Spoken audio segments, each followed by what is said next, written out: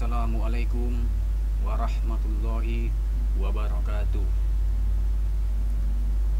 Alhamdulillah, wassalatu wassalamu ala rasulillah Sayyidina wa maulana Muhammadin ibni Abdillah.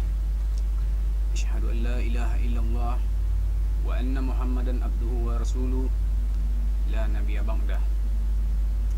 Puja dan puji syukur kita mari senantiasa kita panjatkan kehadirat Allah Subhanahu wa Ta'ala, yang mana sampai pada hari ini beliau masih memberikan kita begitu banyak nikmat, antara lain nikmat kesehatan, kesempatan, serta keselamatan, sehingga kita tetap bisa melanjutkan pembelajaran kita, tetap bisa melanjutkan studi kita, walaupun saat ini kita tetap harus melanjutkan studi dengan sistem daring ataupun dalam jaringan. Nah, pada hari ini kita akan kembali melanjutkan pembelajaran kita masih seputar tentang cerita ulang, yang mana pada pekan-pekan kemarin kita telah membahas sedikit banyaknya tentang cerita ulang ini. Nah, termasuk di dalamnya itu ada pengertian dari cerita ulang, pengertian dari cerita ulang menurut para ahli dan lain-lainnya. Termasuk di dalamnya ciri-ciri cerita ulang juga telah kita pelajari. Nah, jenis-jenis cerita ulang juga ada kemarin telah kita pelajari. Nah, di antara lain kemarin ada berita. Berita ini termasuk salah satu contoh cerita ulang ya. Nah, selain berita ada biografi. Biografi juga termasuk jenis cerita ulang ataupun cerita harian. Nah, itu dia.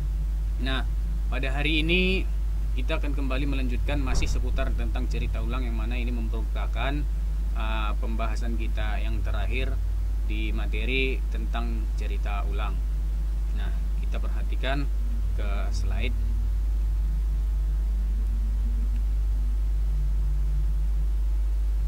Nah, di sini kita akan membahas tentang kaidah kebahasaan cerita ulang. Kaidah kebahasaan cerita ulang ini menyangkut semua hal, bagaimana sih bahasa dari cerita ulang itu. Nah, di sini akan dibahas bahasanya, bagaimana penggunaan konjungsinya, bagaimana, nah, ataupun dia tanda baca misalkan.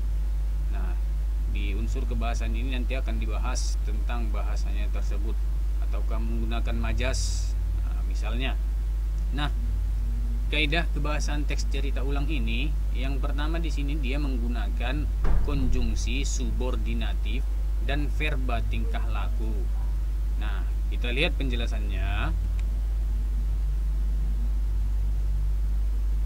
Yang pertama menggunakan kata yang menunjukkan apa, siapa, kapan, di mana, dan bagaimana. Nah, unsur kaidah kebahasaan yang pertama di sini ya, kita perhatikan jelas, yaitu menggunakan kata apa, siapa, kapan, di mana, serta bagaimana.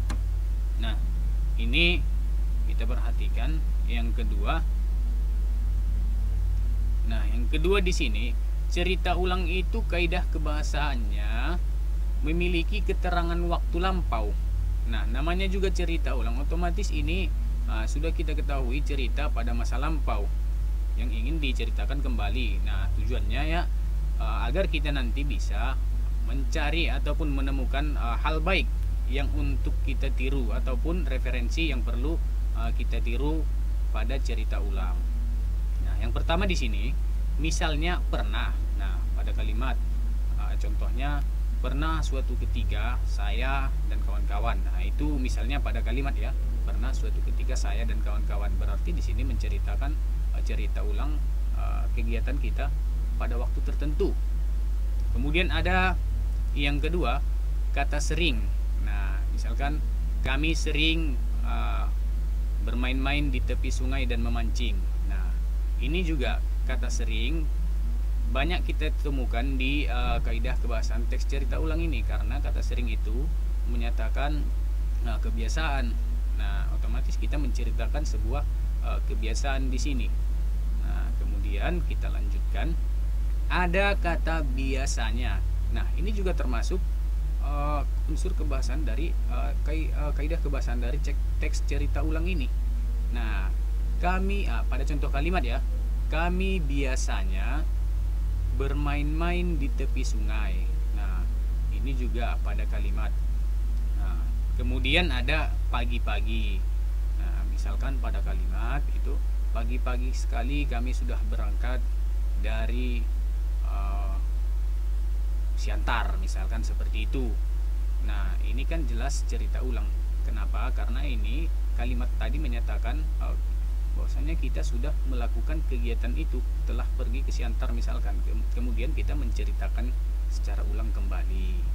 Nah, ataupun ini kata sesudah kami sampai di sana, kami mungkin memasak air. Nah, itu pada contoh kalimat. Nah, jadi di sini kata-kata yang ada di sini baik pernah, sering, biasanya, pagi-pagi, sesudah, sebelum. Nah, ini jelas menceritakan kejadian yang dialami. Nah, atau mungkin sedang bepergian, berwisata. Nah, boleh kemudian kita tuangkan dalam bentuk suatu cerita.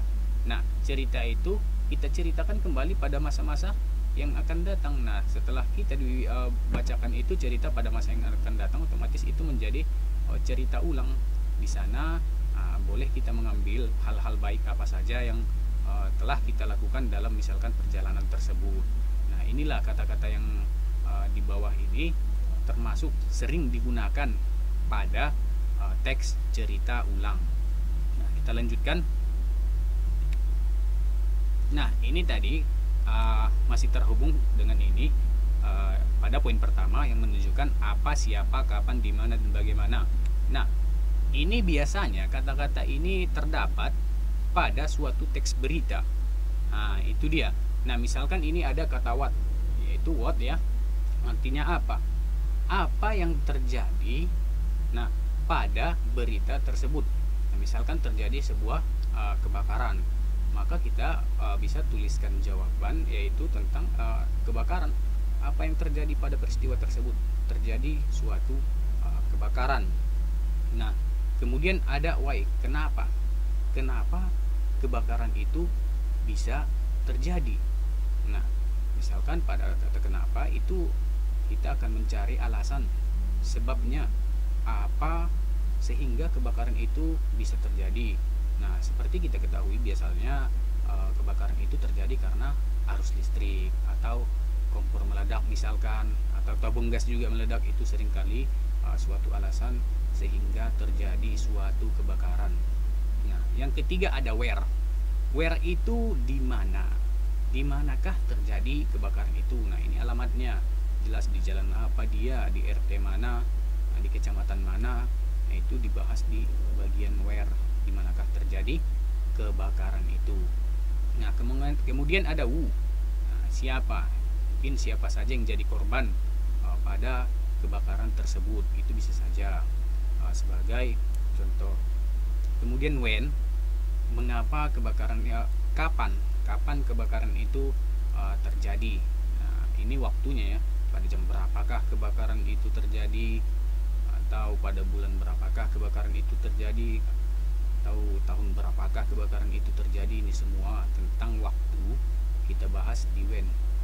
Kemudian ada kata how, yaitu bagaimana tindak lanjut selanjutnya kebakaran itu, bagaimana cerita selanjutnya. Nah, ini jelas mungkin ceritanya ya, kebakaran itu telah selesai karena beberapa unit damkar mungkin ya datang untuk menyelamatkan kebakaran itu. Nah, mengapa hal-hal ini ataupun item-item ini termasuk unsur kebahasaan cerita ulang? Kan begitu, item-item ini merupakan unsur-unsur dari suatu penulisan apabila kita ingin menulis berita. Nah, berita itu bagus apabila item-item ini semua ada pada berita tersebut. Nah, makanya berita tersebut akan utuh apabila item-item ini ada. Nggak mungkin diantara ini misalkan why ataupun what ataupun where kita hilangkan satu, itu beritanya nggak komplit. Nah, misalkan what, apa yang terjadi? Ya, tentang kebakaran. Kalau nggak ada what, gimana mungkin kita tahu apa temanya ataupun apa yang terjadi. Nah, sama seperti hal yang lain, misalkan siapa korbannya. Apabila kita tidak tuliskan ini berita itu rasanya kurang lengkap. Nah, itu dia. Nah, apa kaitannya unsur kebahasan ini kepada cerita ulang? Nah, cerita ulang itu salah satu contohnya yang teks berita, sehingga kata-kata ini masuk dalam unsur kebahasaan yang ada pada cerita ulang. Nah, itu tadi yang kita perhatikan pada poin pertama. Nah, salah satu kaidah kebahasaan teks cerita ulang ini menggunakan kata apa, siapa, kapan, di mana, dan bagaimana. Nah, pada poin satu ini seringkali terjadi ataupun ini kata-kata ini kita dapatkan pada cerita ulang jenis berita. Nah, itu dia pengertian dari yang pertama dan kedua kaidah kebahasaan teks cerita ulang. Kemudian kita lanjutkan lagi. Menggunakan kata menunjukkan tempat dan waktu. Nah, ini dia tadi, menggunakan kata yang menunjukkan tempat dan waktu. Di mana tempatnya cerita ulang itu? Misalkan di hutan, boleh. Ataupun di stadion, misalkan ada cerita ulang ini kita ceritakan, boleh. Ataupun waktunya, kapan dia waktunya, mau jam berapa dia, itu semua tertuang pada waktu dalam teks cerita ulang. Kemudian kaidah kebahasaan berikutnya, ada yang dikatakan di sini verba tingkah laku. Nah, pengertiannya, verba tingkah laku itu yaitu kata kerja yang mengacu pada adanya tindakan yang dilakukan dengan ungkapan. Nah, tindakan dengan ungkapan ini maksudnya lebih pada yang sulit untuk dilihat secara langsung atau secara fisik. Nah, ini dia pengertian dari verba tingkah laku, mengacu pada adanya tindakan yang dilakukan dengan ungkapan. Baik, kita lanjutkan dulu. Nah, di sini ada saya berikan contoh verba tingkah laku. Nah, yang pertama kata yakin. Nah, Dita yakin bahwa ia bisa mengerjakan ujian tadi dengan benar. Nah, kata yakin di sini merupakan suatu tingkah laku. Verba tingkah laku, kata kerja yang menyatakan suatu tingkah laku. Nah, kemudian yang kedua ada menikmati. Lisa menikmati masakan ibu dengan sangat lahap. Nah, kata menikmati di sini kita perhatikan lagi tadi. Kata menikmati di sini merupakan salah satu contoh verba tingkah laku. Nah, kita perhatikan tindakan dengan ungkapan ini maksudnya lebih pada yang sulit untuk dilihat secara langsung atau secara fisik. Jadi di sini, nah, tidak bisa dilihat secara langsung atau secara fisik. Kita perhatikan tadi ada poin 2 menikmati. Nah, yang kedua itu menikmati.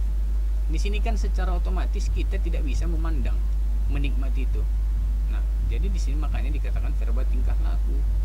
Nah, jadi verba tingkah laku itu kata kerja tapi kita tidak melihat apa yang dilakukan. Kalau semisal dia membaca, Lisa membaca Lisa membaca sebuah buku. Nah, di sini kan kita bisa perhatikan dia yang membaca, tapi kayak seperti ini bisa menikmati, kita tidak tahu bagaimana ia menikmatinya. Nah, kemudian kita lanjutkan kembali.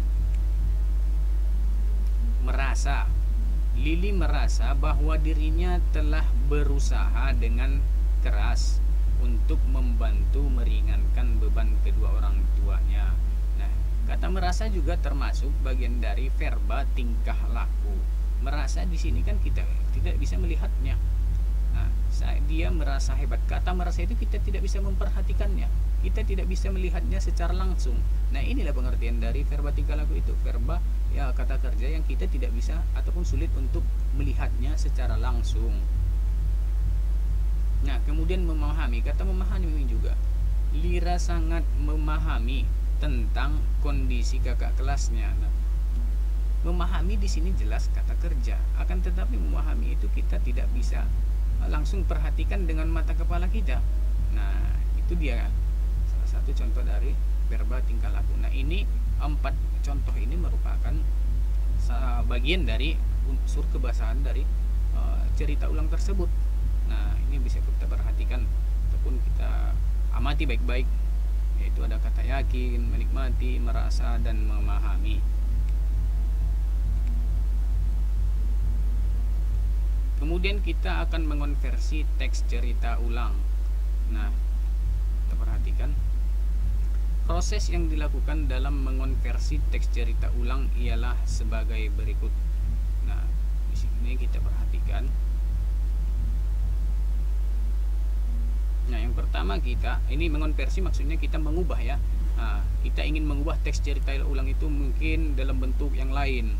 Nah, itu dia kata mengonversi. Boleh kita perhatikan atau boleh kita catatkan, itu artinya kita ingin melakukan ataupun mengubah teks cerita ulang itu dalam bentuk lain. Yang pertama, kita perhatikan bagaimana kita caranya mengonversi itu. Ada hal-hal yang harus kita perhatikan. Nah, yang pertama di situ kita harus membaca teks cerita ulang secara keseluruhan. Nah, yang kedua, setelah kita membaca secara keseluruhan, kita mencermati pilihan kata atau seringkali dikatakan diksi yang tepat dalam cerita ulang. Apa saja diksinya, apa saja pilihan kata yang cocok pada cerita ulang tersebut. Yang ketiga, merangkum isi teks cerita ulang secara menyeluruh. Nah, teks cerita ulang itu kita rangkum secara menyeluruh dalam bentuk yang lebih singkat. Nah, ini dia maksudnya.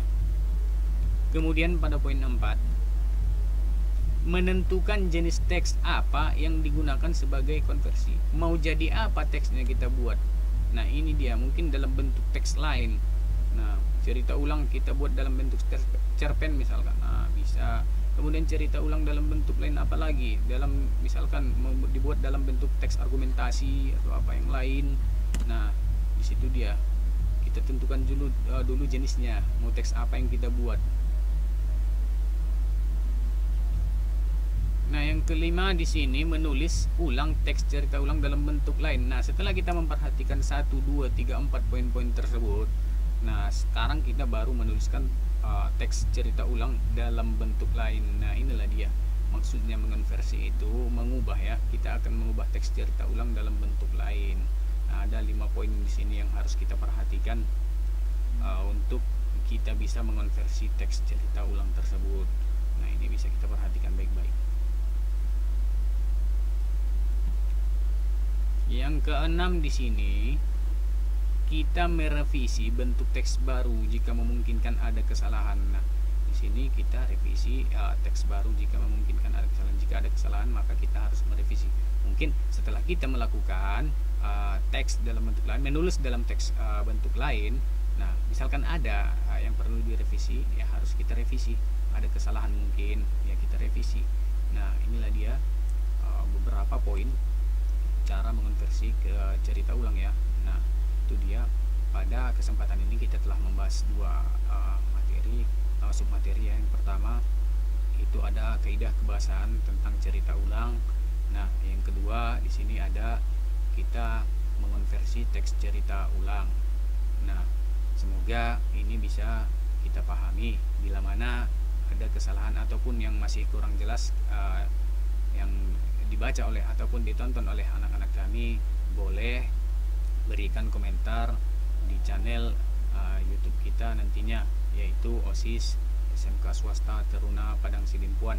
Akan tetapi saya selalu sarankan apabila kita memberikan komentar, nah berikanlah komentar yang mendidik misalkan, ataupun berikanlah komentar-komentar positif, sehingga nantinya itu komentar-komentar positif bisa menjadi referensi ataupun itu bisa menjadi perbaikan agar video-video selanjutnya lebih bagus dan lebih bermutu lagi. Nah, akhir kata, marilah kita selalu berlomba dalam mencapai suatu kebaikan. Billahi fisabilil haq fastabiqul khairat. Assalamualaikum warahmatullahi wabarakatuh.